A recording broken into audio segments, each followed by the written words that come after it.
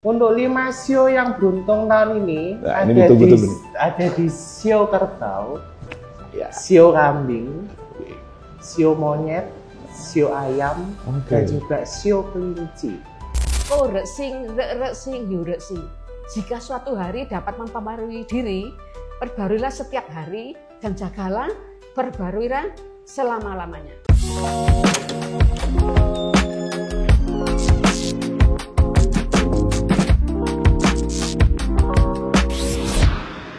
Menjadi momen yang baik ketika kita merayakan Imlek di 2025 dengan hal yang bisa kita nikmati sebagai bagian dari ilmu. Dua rekan saya, dua saudara saya. Bu Lulu, apa kabar? Baik. Dan Gus Steven. Baik. Sehat gue ya? Sehat. Ada di sini pasti sehat. Sehat.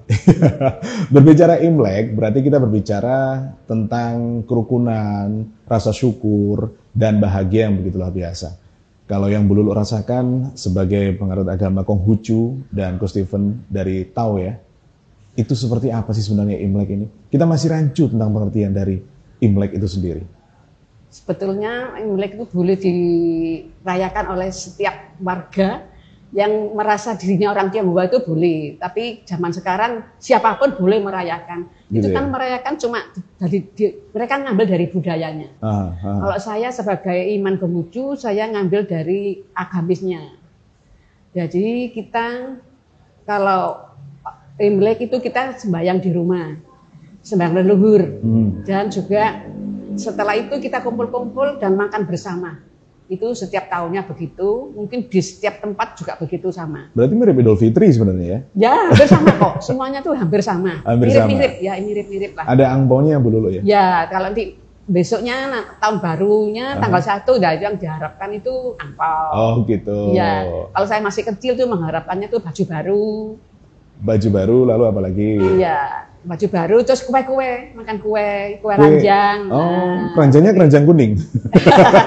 Ranjang merah. Ranjang Jadi merah. kalau Imlek itu identik dengan warna merah dan manis. Kalau kue ranjang itu manis. Jadi kita makan yang manis-manis. Namanya dienkau.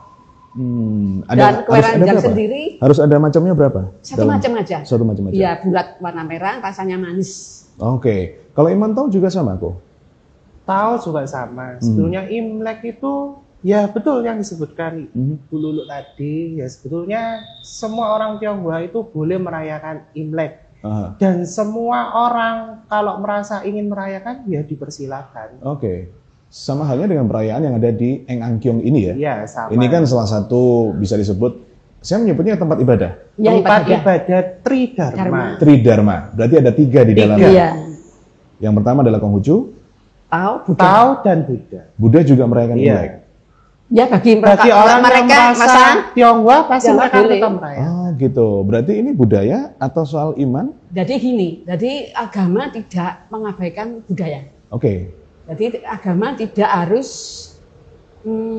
mengucilkan budaya. Jadi Buddha dan agama itu dari satu. Baik. Gitu. Tahu juga sama seperti itu ya? Sama. Oke. Nah ini biasanya kalau Imlek kan identiknya warna merah jelas. Ya. Ada goldnya juga. Yeah. Nah ini secara arti harfiahnya seperti apa Bu? Merah kan suatu simbol kebahagiaan. Bahagia. Kalau emas suatu simbol emas itu kan identik dengan warna yang paling Betul. megah, Betul. paling Kesuksesan lah ya. Kesuksesan lah seperti itu. Oke. Jadi identiknya memang dua warna ini tidak terpisahkan dalam Imlek. Iya, tidak bisa dipisahkan. Karena yang merah itu kebahagiaan, kalau yang emas itu warna kemakmuran. Oke. Ya. 2025 berarti Imlek ini untuk Sio Ular. Tahun ini adalah ular kayu dan bertepatan dengan tahun ini adalah jatuhnya I Si Nien. Artinya? I Si Nien ini adalah tahun ular kayu. Oke. Jadi elemennya tahun ini adalah elemen kayu. Oh, elemennya. Sedangkan sionya adalah sio ular. Kira-kira yang beruntung Sio apa tahun ini? Nah, ini pakar sio. Pakar Sio. Gimana kok? Yang paling beruntung apa kok? Untuk 5 sio yang beruntung tahun ini, Nah, ini ditunggu-tunggu nih. ada di sio kerbau, Ya. sio kambing, sio monyet, sio ayam, dan juga sio kelinci. Jadi berlima tadi ini vegetarian semua loh ya? Iya, vegetarian. Sama-sama makan rumput. Berarti 2025 ini bisa dikatakan beruntung untuk yang memiliki sio-sio pemakan rumput ya? Iya. Oke. Kalau yang lebih bersinar tahun ini, sio kuda lagi bersinar. Kerbau bersinar nggak? Go. Kerbau, ya. Salaman dulu kok. Salaman dulu. Ya, saling kerbau. Saya kerbau. Tapi melihat dari Imlek yang dirayakan, ini kan butuh proses panjang perayaan Imlek. Kita mungkin sebagian dari masyarakat hanya identik dengan barongsai, leang-leong, dengan perayaannya.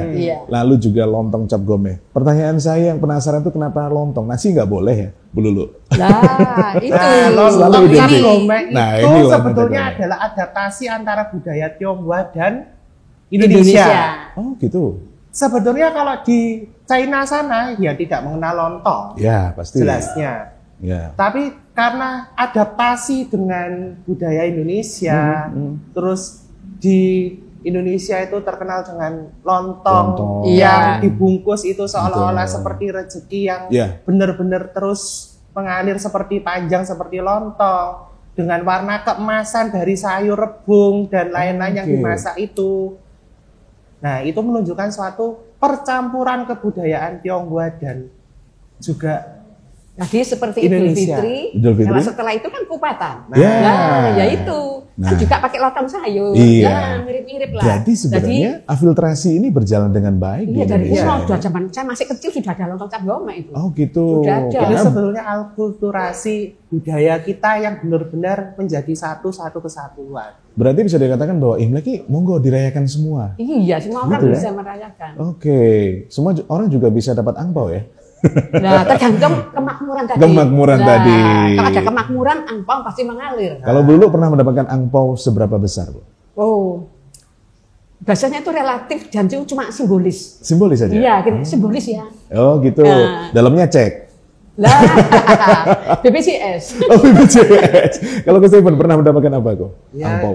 Kalau menurut saya angpau itu cuma sekedar sebagai simbolis saja. Ya. Simbolis itu adalah ke anak yang belum menikah itu kita memberikan itu supaya mereka di tahun ini tuh penuh berkah, penuh dengan kebahagiaan. Dan setiap mereka memberikan angpau pun juga disertai dengan doa-doa yang diberikan untuk 1 tahun ini. Ada beberapa hal yang harus dilaksanakan gitu dalam iman Konghucu sebelum pelaksanaan Imlek.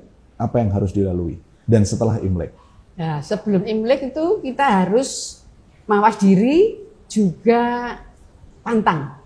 Kita pantang sesuatu lah, terserah pantang yang mana, jadi bukan puasa ya. Kita pantang, mungkin biasanya makan daging, ya enggak makan daging. Biasanya rokokan, enggak rokokan. Nanti biasanya yang perempuan sukanya nyambel, enggak boleh makan sambel gitu. Biar nanti Imleknya itu sehat. Gitu, jadi pantang gitu. Dalam kurun berapa hari itu? Ya boleh seminggu, boleh 3 hari boleh sebelum Imlek. Dan itu secara kontinu ya? Ya kontinu. Tapi dia juga ada yang tidak melakukan karena nggak tahu. Ya, tapi Anda melihatnya secara budaya dari warga Malang yang Tionghoa atau keturunan Tionghoa itu masih dilakukan? Ya mungkin dari umat Buddha ya vegetarian juga ya. Pasti. Tapi mungkin mereka setiap hari sudah vegetarian. Iya. Ya, jadi pasti dilaksanakan bersih, ya. Konghucu di Malang ada berapa? 1. 1 aja? Artinya penganutnya? Kebaktiannya ya di sini. Berapa orang di Malang? Kebanyakan. Waduh nggak banyak. Ya sekitar 30 orang. 30 orang untuk Konghucu ya? Sementara kalau tahu sendiri? Tahu sendiri ya sebetulnya untuk menyambut Imlek ini kita masih ada beberapa upacara yang akan dijalankan. Dari awal sampai nanti penutupan Nagara Cap Gome. Sebetulnya bukan untuk tahu saja, tapi ini untuk umat kelenteng lah, Tridharma yang merasa memang masih menjalankan istilahnya sembahyang dari leluhur mereka, masih meneruskan kebudayaan yang ada. Berapa lama kok untuk pelaksanaan ibadahnya? Kita akan mulai besok. Besok itu adalah peringatan untuk menghantar para dewa-dewi untuk pulang ke langit untuk memberikan laporan. Sepekan sebelum Imlek berarti? Ya, sebelum Imlek. Dan kita lanjutkan dengan bersih-bersih kelenteng. Bersih-bersih itu untuk menyambut supaya di tahun yang baru kita juga punya hati yang bersih. Punya pikiran yang bersih. Juga tempat ibadah kan juga bersih. Untuk persiapan menyambut tahun baru. Ini kebetulan Bu Lulu ini kan asli Malang nih. Iya. dalam kurun waktu yang begitu luar biasa, kalau nggak salah presiden kita ketiga, Gus Dur waktu itu ya, yang memberikan atau memperbolehkan dengan aturan dari negara bahwa perayaan Imlek ini dilaksanakan. Nah, sebelum itu ada pengalaman yang menarik Kak Bu Lulu? Sebelumnya waktu masih muda, sekarang kan juga masih muda. Oh iya, masih muda. Itu pengalaman apa yang begitu mengena? Waktu Imlek ya? Waktu Imlek. Apa ya? Sebetulnya ya tidak ada masalah kok ya. Semuanya jalan dengan baik kok. Meskipun situasinya sepertinya politik dan keadaan, tapi rasanya ya nggak sampai gimana gitu, tetap aman kok. Masih aman sentosa. Nggak separah-parah itu. Kalau di Malang toleransi nomor 1. Iya, toleransi nomor 1. Sampai sekarang. Sampai sekarang masih kejaga. Punya pengalaman menarik apa, Bu Lulu, ketika mungkin waktu sembahyang di era-era dulu atau perayaan Imleknya bersama dengan keluarga besar, harus sembunyi-sembunyi atau gimana? Oh gitu? Tidak, kalau di rumah boleh, memang waktu itu tidak boleh di luar kan, yang boleh di dalam. Jadi ya kita ibadahnya di dalam rumah saja. Jadi maksudnya nggak keluar gitu. Jadi seperti barongsai, naga itu kan nggak boleh keluar. Ya kita mainnya dia di lingkungan kelenteng aja. Pokoknya nggak keluar sampai di luar kelenteng gitu, di dalam kelenteng saja. Berarti tetap di jadi kita ngikuti aturan pemerintah waktu itu.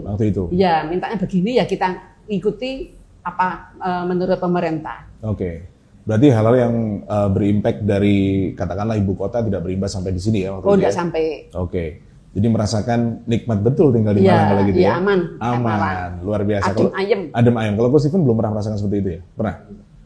Berarti enak aja ya? Iya. Enak aja. Kalau ngelihat Coach Steven dari generasi muda sekarang ini kan bisa dikatakan mungkin Coach Steven menjaga teman-teman dari tahu itu untuk tetap memegang budaya luhur. Perjuangannya seperti apa sih, Ko? Ya, semua tergantung dari mereka masih mau menjalankan apa tidak. Sebetulnya memang banyak sekarang anak aula muda ini tidak mau mengenal lebih dalam. Mengenal lebih dalam itu dalam tanda kutip seperti ini. Dianggapnya kelenteng ini kok ribet sekali dengan upacara ini dan ini. Nah, itu bagaimana kita mengenalkan ke mereka tuh sebenarnya nggak ribet, tapi kita tuh menjalankan tradisi yang ada dari leluhur-leluhur kita yang terdahulu. Nah, kebetulan di sini juga ada sekolah minggu, di Sabtu juga Konghucu juga ada sekolah untuk anak-anak SCC. Itu tuh untuk melatih anak-anak itu tetap ini loh, kita tuh tetap menjaga kebudayaan kita yang harus kita jaga dengan baik. Jadi mensosialisasikan itu harus terus dilakukan dan intens ya. Dari beberapa waktu sebelumnya, Malang ini ketika perayaan Imlek itu kan sempat rame. Kalau nggak salah sebelum Covid kalau nggak salah. Karena sampai di jalan-jalan itu kan banyak ada pawai barongsai, leang-leong. Tapi sebenarnya dalam pengertiannya, arti barongsai itu sendiri dan leang-leong itu punya filosofi apa sebenarnya? Coach Steven. Kalau dari ceritanya, barongsai itu sebetulnya adalah di Tiongkok sana, itu dia itu yang memakan untuk mengusir istilahnya bala. Pada saat itu mereka itu punya sejarah bahwa dulu tuh sebelum Imlek itu ada monster yang mau memakan anak kecil-kecil. Akhirnya mereka tuh membuat warna merah, terus petasan. Kok monster ini takut? Akhirnya ke gunung, kan tidak menjangkau manusia lagi. Nah dari situlah Imlek itu kok identik dengan merah, emas, dengan petasan, dengan kemeriahannya itu untuk mengusir hal-hal buruk, hal-hal negatif supaya di tahun yang baru lebih baik.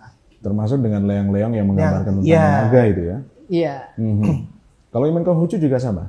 Barongsai itu menjadi tradisi tadi? Jadi itu tradisi budaya orang Tionghoa.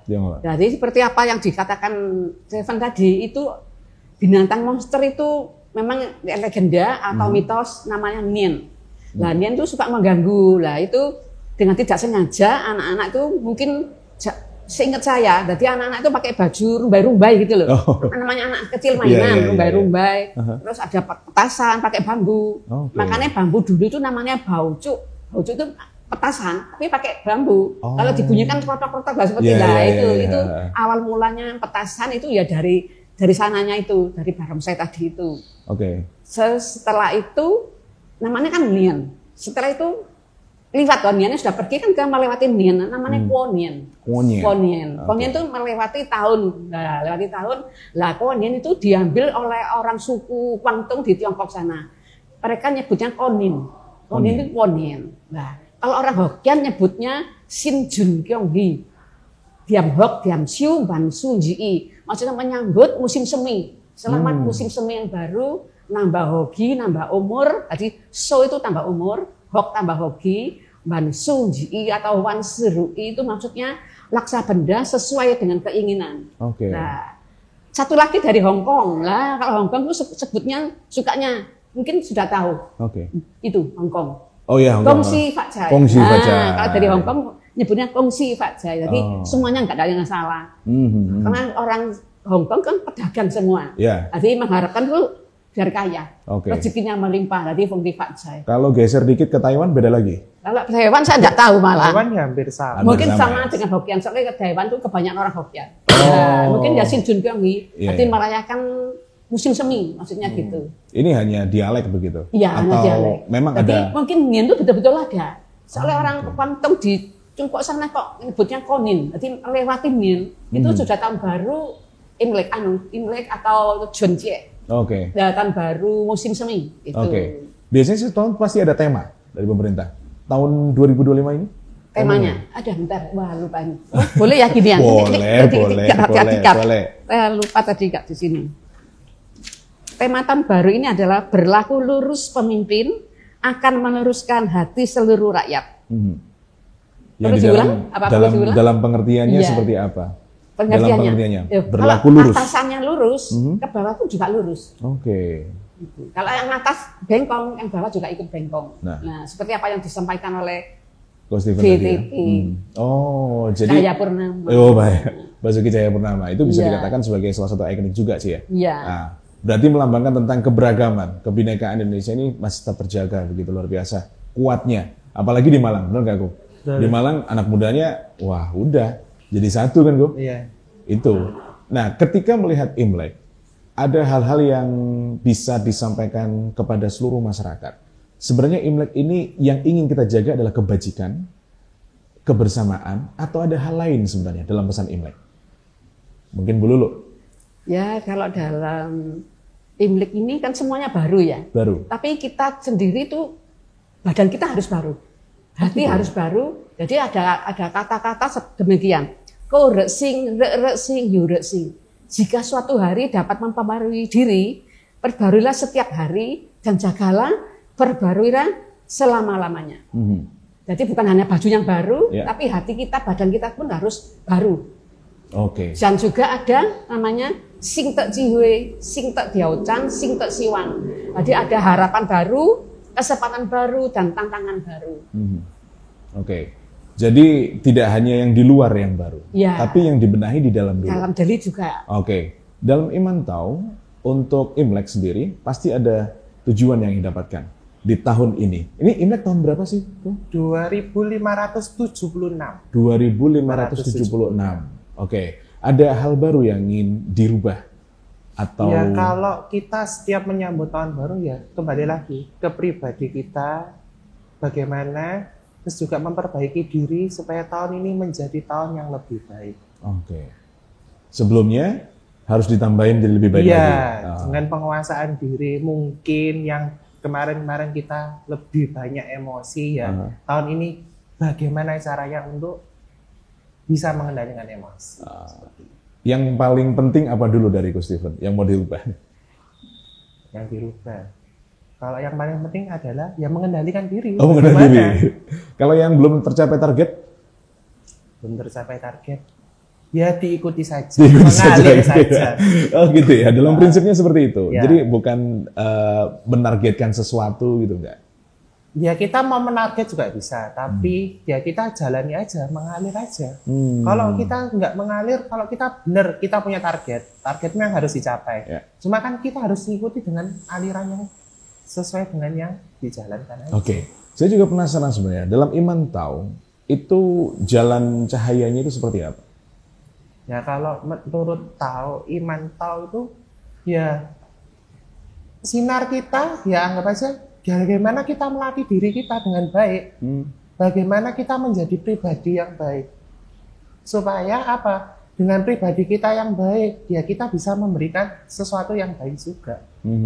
Dan itu menjadi harapan yang atau menjadi tujuan teguh gitu ya. Betul. Kalau dalam iman Konghucu seperti apa, Bu? Sama juga. Kalau kita punya 8 kebajikan. 8 kebajikan. Nanti disimbolkan dengan tangan ini. 8 ini 10. Berarti ini ayah ibu, nah gini. Nah, ini penambahan yang laki-laki, ini perempuan. Berarti yang perempuan di dalam, laki di depan. Jadi di sini ada istilahnya Xiao Ti Zhong Xing, Li Yi Lian Si. Jadi Xiao ini bakti, Ti rendah hati, Zhong Satya atau setia. Xiao Ti Zhong Xing dapat dipercaya. Jadi sebagai umat manusia kita harus bisa memegang ini. Kalau yang seperti Yin ini berlambangkan perempuan. Li Yi Lian Si, Li itu susila, atau kerama, tahu malu. Li Yi apa? Maksudnya kebenaran. Lian suci hati, tahu malu. Jadi seorang perempuan itu harus tahu malu, harus menjaga kesucian. Kiri melambangkan tentang prinsip dari seorang laki-laki ya. Karena laki harus ditegap dengan yang laki di depan. Jadi perempuan itu harus di dalam, bukan di depan. Makanya zaman dulu kalau mengistilahkan istri itu nui zi, wai zi. Jadi di luar ini di dalam. Jadi ada. Jadi atau yin yang. Jadi ini juga lambangan yin yang. Jadi yin yang, yangnya kan di depan, yinnya di dalam. Gitu. Dalam yin yang digambarkan dengan putih dan hitam. Sekarang kan banyak juga. Kalau saya pribadi terbiasa dengan film-film yang seperti itu yang kami sampaikan sebelumnya. Tapi sebenarnya dari Tao sendiri, Iman Tao sendiri, itu yin yang itu simbol keseimbangan alam. Dengan warna hitam dan putih. Ya, dengan hitam dan putih. Artinya kebaikan keburukan? Kebaikan dan keburukan. Tapi itu harus seimbang. Kan dalam kehidupan itu kan harus seimbang. Kenapa ada yin dan ada yang? Ya seperti jelaskan tadi, ada laki-laki dan ada perempuan. Semua kan harus seimbang. Dalam kehidupan ini kita harus seimbang. Nah, simbol yin dan yang ini menyimbolkan suatu keseimbangan alam. Makanya Daichi pun kayak seperti Daichi, Wushu, kan kadang mereka menggunakan simbol yin dan yang itu karena untuk keseimbangan. Sebenarnya itu simbol keseimbangan alam yang harus bisa menyeimbangkan, menyelaraskan semuanya. Saya hidup dalam lingkungan yang beragam dan ada beberapa tangga saya ini memasang kaca di depan pintu, ada simbol yin yang-nya. Ini artinya apa sih, Bu? Itu sebagai kaca itu kan memantul. Nah, menurut mereka, kalau menurut kita, kaca itu kan sebagai Hong Shui. Hong Shui itu apa? Jadi yang buruk tidak bisa masuk ke rumah kita, tapi ditolak dengan kaca tersebut. Jadi memantulkan kembali untuk tidak masuk ke rumah kita. Gitu. Di Iman Konghucu juga ada seperti itu ya? Tentang filosofi. Ya, kita ngikuti aja. Gitu ya? Tradisi. Jadi nggak cuma orang tahu, mungkin semua orang Tionghoa ikuti. Semua kan pengen selamat. Soal itu orang Tionghoa itu pasti memikirkan satu, mereka tahu, untuk memagari rumah kita, untuk menyelamatkan kita ya. Mereka itu pagarnya. Baik. Jadi itu entah sumber dari Buddha atau dari Tao, ya diikuti saja. Itu istilahnya apa ya? Kalau orang-orang bilang feng shui. Itu untuk menolak balak dari rumah mereka sendiri. Sama halnya seperti kalau Konghucu juga ada feng shui juga. Mungkin fungsinya ya juga mungkin ada ya dari adaptasi dengan mereka. Adaptasi dengan budaya Jadi dengan sendirinya kita nggak terasa budayanya, tahu Buddha itu kadang kita tidak menjadi satu. Karena kan kita kan satu keselarasan, namanya seperti itu. Itulah disebut Indonesia ya. Kan kita satu Indonesia juga kan disebut Tridharma kan jadi satu kesatuan. Dengan segala kebajikan yang menjadi pesan kepada seluruh masyarakat. Gitu. Ini mungkin bisa menjadi simbol bahwa tolong pesankan pada kami semua dari Iman Tao, Iman Konghucu, pesan Imlek 2025 ini atau pesan Imlek seperti apa? Jadi Bu Lulu, silakan. Pemirsa RRI ya, untuk pesan-pesan saya, kita harus bisa hidup harmonis, rukun, toleransi dengan lapisan masyarakat. Itu aja. Makasih. Kalau Gus Stephen? Ya, kalau dari saya di tahun yang baru ini supaya kita lebih mawas diri, lebih bisa menjadi satu kesatuan, kerukunan, serta menjaga keharmonisan yang ada. Oke.